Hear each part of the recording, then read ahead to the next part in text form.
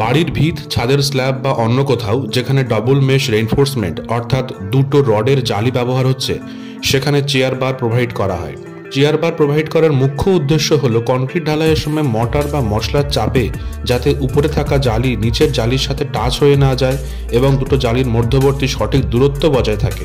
এই চেয়ার বারের minimum diameter 12 mm হওয়া উচিত, এর কম সাইজের রড ব্যবহার করা যাবে না।